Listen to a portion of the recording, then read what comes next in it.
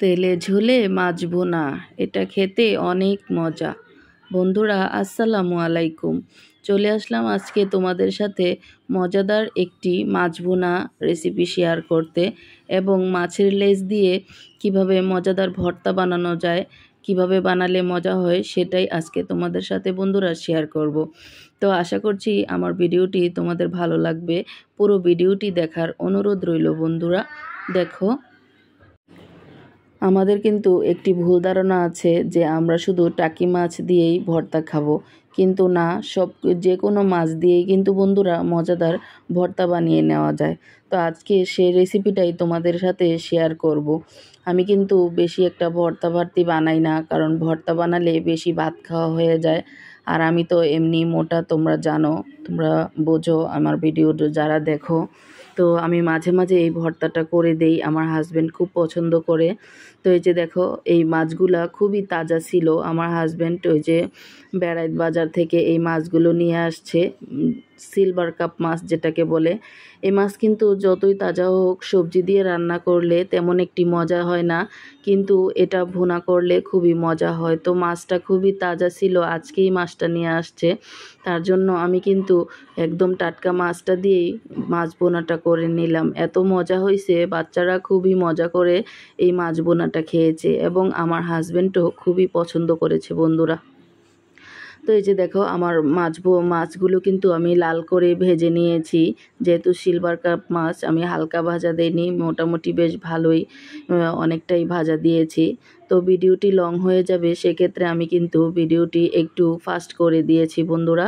তো এই যে দেখো, আমি সেই একই তেলে দিয়ে দিলাম বেশ খানিকটা পেঁয়াজ কুচি। এই পেঁয়াজ কুচিটা আমি এখন সুন্দর করে লাল লাল করে ভেজে নেব। ভেজে খুবই অল্প উপকরণ দিয়ে এই মাছ ভুনাটা করে নেব। এটাই কিন্তু খেতে মজা হবে। তো দেখো, লবণ হলুদের গুঁড়ো দিয়েছি, কারণ পেঁয়াজটা একটু নরম হবে লবণটা দিলে, তার জন্য দ্রুত হয়ে যাবে। যত দ্রুত রান্না করা যায় ততটাই ভালো আমাদের জন্য গৃহিণীরা। তাই তো যত তাড়াতাড়ি রান্না শেষ করা যায়, কারণ আরও অনেক কাজ সংসারে বাকি রয়ে থাকে। তো এই যে দেখো, পেঁয়াজটা কিন্তু ভাজা হয়ে যাচ্ছে।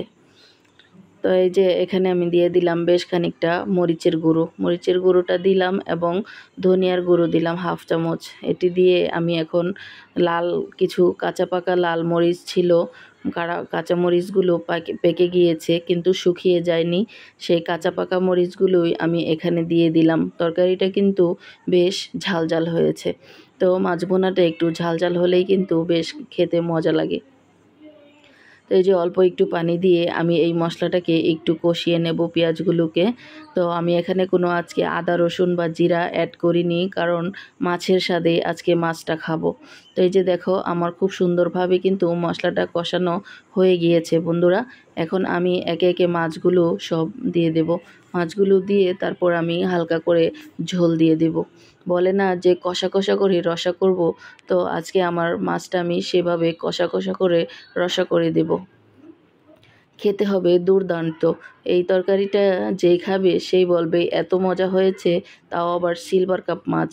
এই মাছ কিন্তু আমরা সচরাচর কিনে আনি না, কারণ একটু কাটা থাকে। তো যেহেতু আমার হাজব্যান্ড দেখেছে মাছগুলো একদমই তাজা ছিল, তার জন্য কিন্তু এই মাছগুলো বাজার থেকে না, সেই বেড়াত গিয়েছিল দুধ কিনতে। তো দুধ কেনার সময় এই মাছগুলো চোখে পড়ে, তাই মাছগুলো নিয়ে এসেছে। দেখো, আমার মাছ তরকারিটা কিন্তু অলমোস্ট ডান হয়ে গিয়েছে। একদমই বেশি ঝোল দেয়নি এবং কমও দেয়নি, কারণ যেহেতু বাচ্চারা আছে আমার, একটু ঝোল খায়, তার জন্য একদম মাখা মাখা করেই রেখেছি।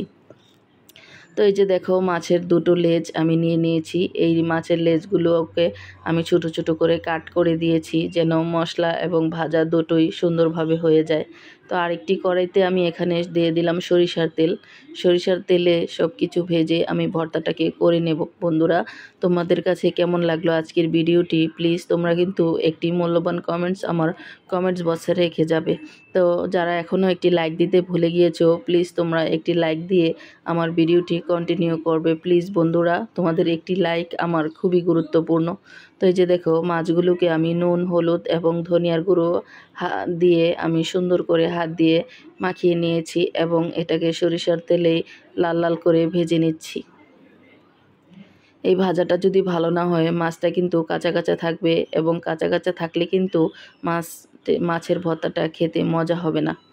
তো আমি খুব সুন্দর করে লাল লাল করে এগুলো ভেজে নিচ্ছি, মাছের লেজগুলোকে ভেজে তারপর আমি আস্তে আস্তে করে সবগুলো কাটা সুন্দর করে পরিষ্কার করে ফেলবো, যেন বাচ্চারাও খেতে পারে। বাচ্চারা তো খাবে না আসলে, আমি ভর্তাটা করব ঝাল ঝাল করে, আমার হাজব্যান্ড খাবে আর আমি খাবো। আমার আম্মু যেহেতু বাসায় নেই, আমার ভাইয়ের মেয়ে হয়েছে, তো মা আবার গ্রামে চলে গিয়েছে। এই যে দেখো কি দিলাম, একদমই কিউব কিউব করে ছোট ছোট করে আদা কুচি। এই আদাটাকে কুচি করে নিয়েছি, কারণ এটাই হলো ম্যাজিকের মতো স্বাদ বাড়িয়ে দেবে তোমার মাছ ভর্তাটাতে। মাছ ভর্তায় আদা কুচি কেউ কখনো দিয়ে খেয়েছো? যদি না দিয়ে খেয়ে থাকো তাহলে প্লিজ আমার অনুরোধ থাকবে তোমরা এভাবে আদা কুচি করে পেঁয়াজের সাথে দিয়ে একটু মাছ ভর্তাতে দিয়ে দেখবে, খেতে এতটা মজা হবে যে তোমাদের কাছে কি বলবো, এই স্বাদ মুখে লেগে থাকবে সারা জীবন। তো আমি চেষ্টা করি যতটা সম্ভব খুব মজা করে রান্না করতে, বাদবাকিটা আল্লাহ ভরসা, আমি আল্লাহর উপরে সব কিছু ছেড়ে দেই। এই যে দেখো আমার পেঁয়াজটা কিন্তু হালকা ভাজা দিয়েছি আমি, পেঁয়াজ কিন্তু পুড়ে ফেলানো যাবে না, হালকা করেই ভেজে নিতে হবে। এবং জালটা বাড়িয়ে দিয়ে ধমধম করে কিন্তু জাল দিয়ে এটাকে ভেজে নিতে হবে। আস্তে আস্তে করে দিলে পেঁয়াজটা একদম নেতা নেতা হয়ে যাবে, আর ভালো লাগবে না।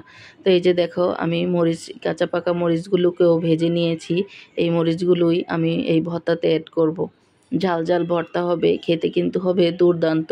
এই যে দেখো আমি তোমাদের সাথে সব কিছু শেয়ার করছি। দেখো মাছের কাঁটাগুলো আমি ছাড়িয়ে একটা প্লেটে নিয়ে নিয়েছি। এখন কিছুটা ধনিয়া পাতা দিয়ে একটু লবণ দিয়ে আমি এটাকে মাখিয়ে নিলাম। দেখো কতটা দেখতে লোভনীয় হয়েছে এবং খেতেও তার থেকেও দ্বিগুণ মজা হয়েছে বন্ধুরা। তো এই যে দেখো আমি ছোট একটা প্লেটে নিয়ে তোমাদের সাথে শেয়ার করলাম। মাশাল্লাহ এতটা মজা হয়েছে কি বলবো তোমাদেরকে। মাছ ভুনাটা যেমন দারুণ হয়েছে খেতে, তেমনি ভর্তাটাও দারুণ হয়েছে।